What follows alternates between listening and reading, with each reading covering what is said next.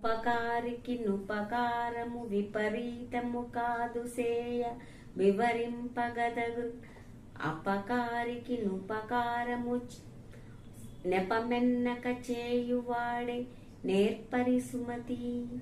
ఇది సుమతి శతకములోని పద్యము. దీని భావార్థం తెలుసుకుందామా? నా పేరు లక్ష్మి. నేను బోధిధర్మ పబ్లిక్ స్కూల్లో spiritual science and ethical values టీచర్గా వర్క్ చేస్తున్నాను. మరి ప్రతి ఒక్కరికి సహాయం చేసేటువంటి సుగుణం చాలా గొప్పది. కానీ సహాయం చేసిన వారికి సహాయం చేయడంలో ఏం గొప్పతనం ఉంది? మనకి అపకారం చేసినా కానీ వారికి సహాయం చేయడం చాలా గొప్పతనం అనేది ఒక చిన్న కథ ద్వారా మనం ఈ భావార్థాన్ని తెలుసుకుందాం. కృష్ణుడు కుచేలుడు ఇద్దరు బాల్యంలో సందీప మహాముని దగ్గర విద్యాభ్యాసం కోసం ఉన్నారు. ఆ కాలంలో చిన్నపిల్లలుగా ఉన్నప్పుడు ఒకసారి బాగా వర్షానికి తడిసి వాళ్ళు వణుకుతూ ఉంటారు. ఆ వర్షం టైంలో కుచేలుడు కొన్ని బఠానీ గింజలు తీసుకొచ్చుకుని తింటూ ఉన్నాడు. తింటూ ఉంటే కృష్ణుడికి ఆ శబ్దం వినపడి, కుచేల నాకు కూడా కొంచెం పెట్టవా, నువ్వు తినేవి అంటాడు. మరి కుచేలుడికి పెట్టడం ఇష్టం లేక, నాకు చలికి నా పళ్ళు టకటకా వణుకుతున్నాయి, అంతేకాని నేనేమీ తినట్లేదు అని చెప్తాడు. అది అలా గడిచిపోతుంది. కానీ పెరిగి పెద్ద అయిపోయి ఎవరి స్వస్థానాలకు వాళ్ళకి వెళ్ళిపోతారు. కానీ కుచేలుడికి కొంచెం ఏమీ లేనటువంటి లేమితనంతో ఉంటాడు. అతనికి పెళ్ళవుతుంది, పిల్లలుంటారు, కానీ సంసారం గడవడమే కష్టమవుతుంది.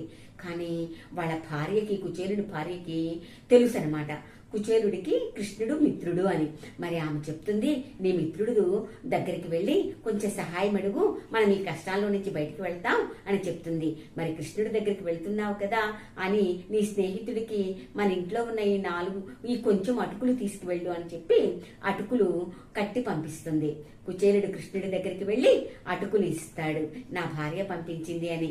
కృష్ణుడు కుచేలుడిని చూడంగానే తన బాల్యమంతా గుర్తు వచ్చి ఎంతో ఆదరంగా దగ్గరికి తీసుకొని చక్కగా అతనిని సాదరంగా ఆహ్వానించి అతనికి కావలసినవన్నింటినీ వడ్డించి చక్కగా చేసి ఆ అటుకులు తిని, కుచేల నువ్వు నీ స్వగ్రామానికి వెళ్లే లోపు నీకు కావలసినవన్నీ నేను సమకూరుస్తాను అని చెప్పి అతని గ్రామానికి వెళ్లే లోపు అతనికి కావలసినవన్నీ, సంసారానికి కావలసినటువంటి అన్ని అష్టైశ్వర్యాలతో కూడినటువంటి మంచి ఇల్లు, సంపద అన్ని కృష్ణుడు కుచేలుడికి అందచేస్తాడు.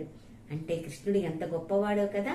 తనకి సహాయం చేయకపోయినా దానిని మర్చిపోయి స్నేహితుడిని సాదరంగా ఆహ్వానించి చక్కగా తనకి సహాయాన్ని చేశాడు.